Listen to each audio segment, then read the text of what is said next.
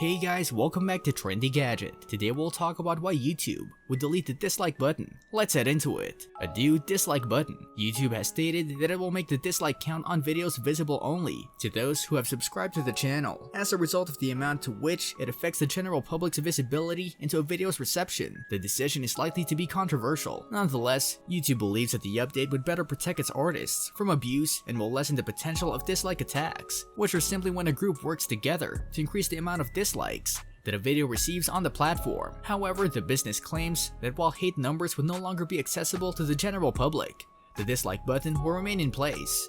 Users may still use the thumbs down button on videos to discreetly express their dissatisfaction with the content to the video's authors. In the meanwhile, producers will be able to track their dislikes in YouTube Studio, along with the other metrics about their video success if they choose to do this. The adjustment comes as a result of an experiment YouTube conducted earlier this year, with the purpose of determining if these kinds of improvements will reduce hate assaults and creator harassment on the platform.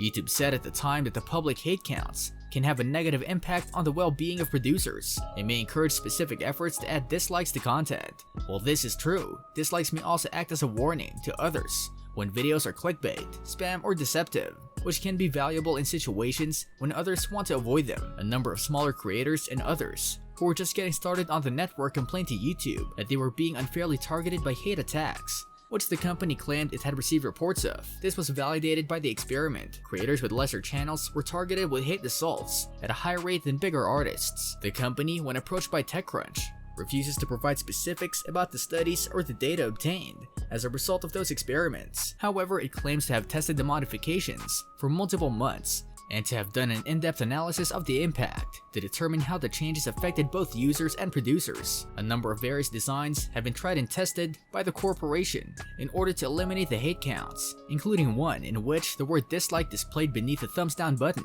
instead of the number of dislikes received. In this design, which is less disruptive to the row of interaction buttons beneath the video than the previous one, the firm has finally decided on a solution. Also, make sure to write your thoughts in the comment section. YouTube announced it was experimenting with making dislike counts private to only the creator of the video.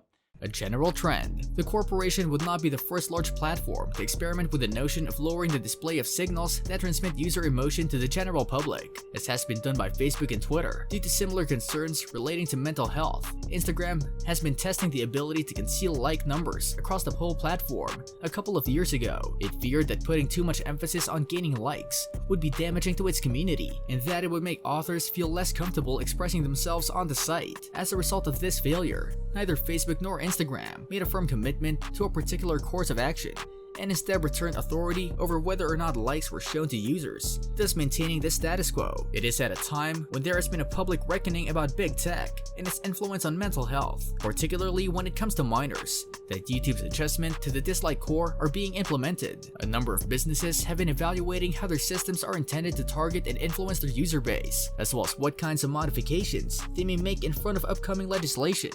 Lawmakers in a number of countries, including the US, have called tech executives to testify at public hearings and are preparing laws aimed at reining in some of the industry's more problematic components. However, mental health is only one of the areas of regulatory concern, which also includes ad targeting, privacy, algorithmic boosting of disinformation, and other related topics.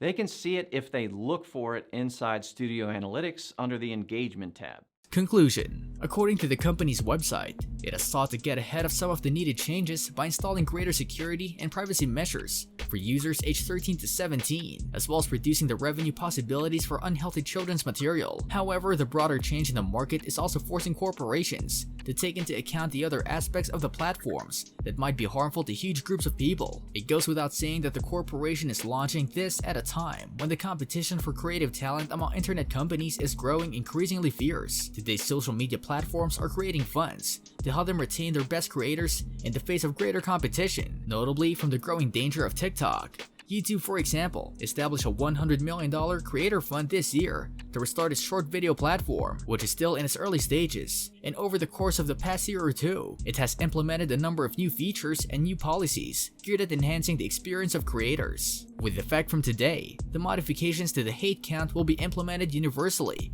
throughout YouTube's platform. including all devices and the web. What do you think about YouTube's decision to remove the dislike button? Do you think they should keep it? Let us know in the comment section. This brings us to the end of our video. I hope you enjoyed it. Hit like if you did, and don't forget to subscribe to our channel so that you don't miss any of our videos in the future. Also, watch the 2 videos that are on your screen because I'm sure you'll love them. With that, I'll see you in the next video.